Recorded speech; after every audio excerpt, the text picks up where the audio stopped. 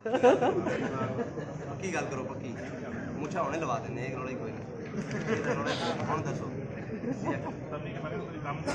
नहीं जी मैं कह रहा जी मोटो लवा देने असि दसो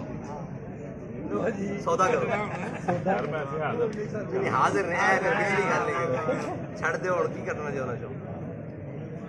आया दीन आया दीन आया दीन और वो कहते हैं कि साडा इश्क नवाज शरीफ ਤੁਹਾਡਾ भी इश्क नवाज शरीफ साडा इश्क तो इमामुल अंबिया सुभान अल्लाह साडा इश्क ना नवाज शरीफ है ना इमरान खान है कोई जात नहीं बेशक सिर्फ इमामुल अंबिया है बेशक कायनात में जिसको जगह जिथे मोहब्बत की जा सकती मोहब्बत काबिल इसकी और हुजूर की जात नाल मुंसलिक करते हैं और कायनात में कोई इस काबिल नहीं कि उस नाल मोहब्बत की जाए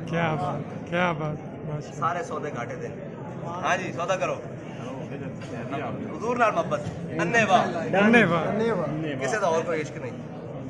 झूठ बोल सकता है इश्क हो ही नहीं सकता दो फंडा दी मारे हमें जनाब किसी ने डक भी लिया तो इश्क लग जाएगा और वो इश्क तो होए जो कबर च पहुंचना ना तां पूछना दसो इन्हां दे बारे की कहंदे सो दोनों देख भी तो जी जी एन करके उन्होंने पूछना भी की करते दसो इन्हां दे बारे की कहंदे हो जेडे कहंदे रेड लाइन है ते उन्होंने ये दस देना कि साडे कोलों पुछदे हो सरवर को हूं के मालिक मौला आहा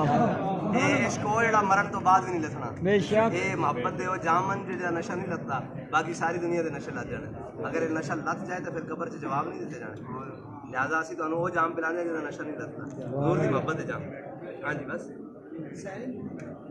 जी आओ जी करो जी सारे लो जी साडा काम मुकम्मल होया ले जाओ जी अल्लाह ताला तुहाडी नस्ल दी बरकत करा हाँ भी काका ए जिस दिन छड़ देन उस दिन तेरा काम में इन्हां नूं बिल्कुल निकल